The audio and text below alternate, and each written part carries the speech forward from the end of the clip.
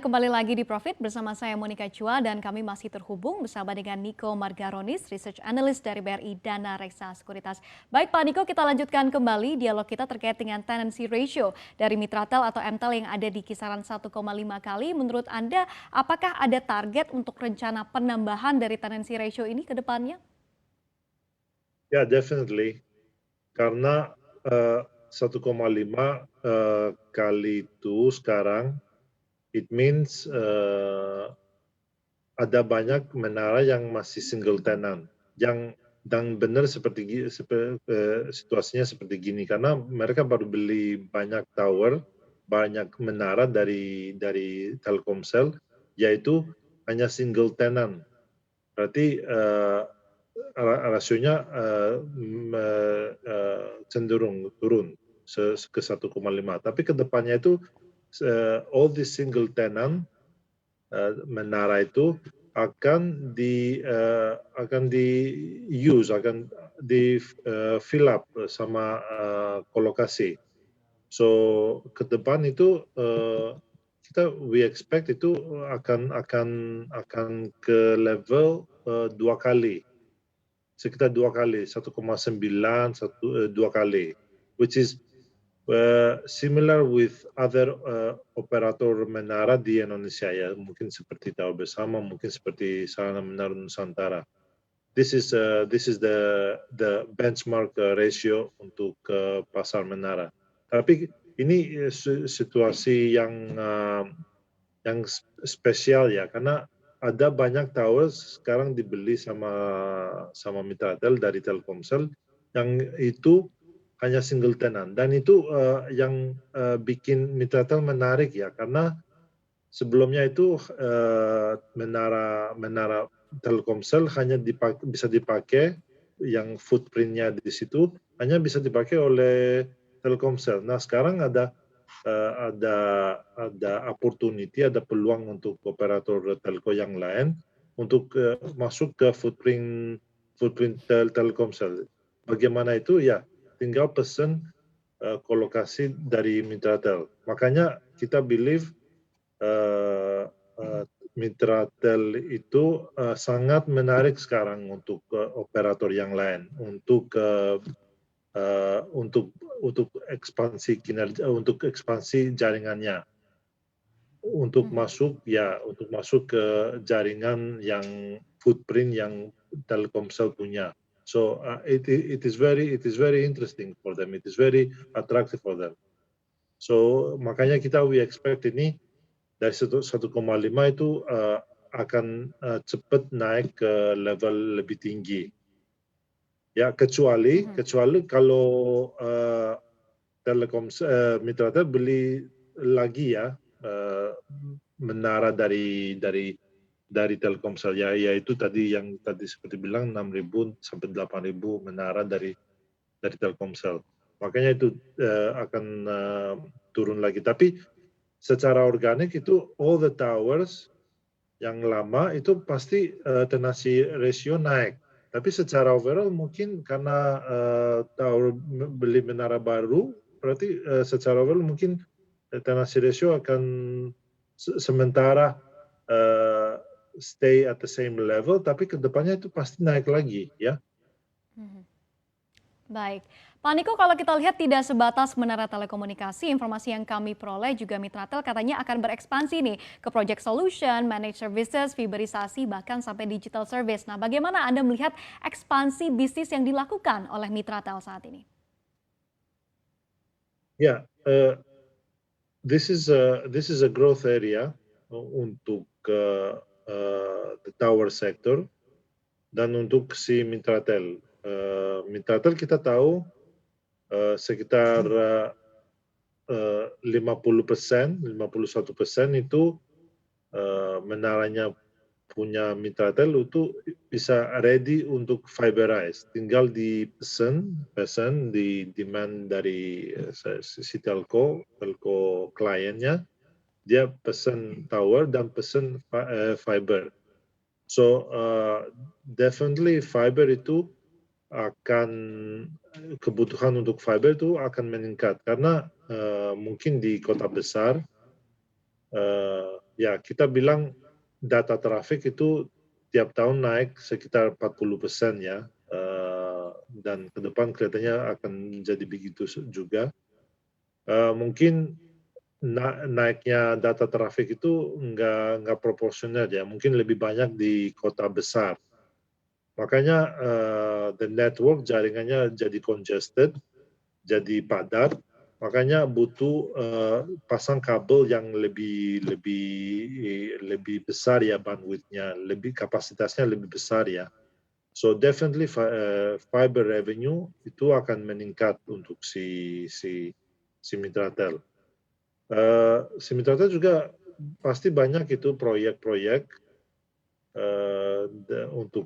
mungkin untuk telekom, untuk pemerintah, SOE. Tapi kedepannya kita lihat dengan kalau kita masuk ke 5G, kebutuhannya untuk low latency internet, low latency data, itu akan meningkat juga ya. Banyak use casesnya untuk seperti gaming, seperti non video, seperti mungkin ke depan pernah dengar untuk tentang metaverse. Semua kita akan interact di metaverse. Pasti itu akan grow ya kalau udah ada 5G. So definitely we need low latency data dan fiberisasi, edge computing dan mini data center itu akan dibutuhkan. So there is growth opportunity di situ untuk si Mitratel. Dan Mitratel ya punya IPO fund, is well funded, well capitalized. Gearing ratio udah turun sekarang dengan IPO fund, so definitely they have ability to grow in this space ya, untuk bikin capex atau untuk beli perusahaan untuk M&A basically ya, untuk ekspansi lebih cepat di area baru. Baik, Pak Niko, masih terkait dengan ekspansi bisnis ini, apakah Anda mungkin memiliki perhitungan terkait dengan berapa besar efek dari ekspansi bisnis Mitratel kepada pastinya kinerja keuangan perusahaan? Ya, kita ya, we believe tower business, menara bisnis itu akan tetap grow ya, karena kebutuhan untuk kapasitas itu akan tetap meningkat. Tadi seperti saya bilang 40% year on year growth in data traffic itu akan they will make telco operators to invest more and more in capacity. So definitely capacity will grow, and definitely Mitratel orders for Menara itu akan meningkat. Tapi at the same time paralel itu bisnis baru, fiber, mini data center, edge computing itu akan juga meningkat. So expect itu mungkin saya estimasi mungkin sekitar 15% ya ke depan bisa menjadi itu kontribusinya di top line untuk si Mitratel. Baik, Pak Niko, sekarang terkait dengan harga sahamnya, apakah Anda melihat mungkin peningkatan porsi kepemilikan saham Mitratel oleh Ina dan juga pastinya beberapa sovereign wealth fund yang ada di dunia ini akan berdampak positif pada pergerakan harga saham Mitratel?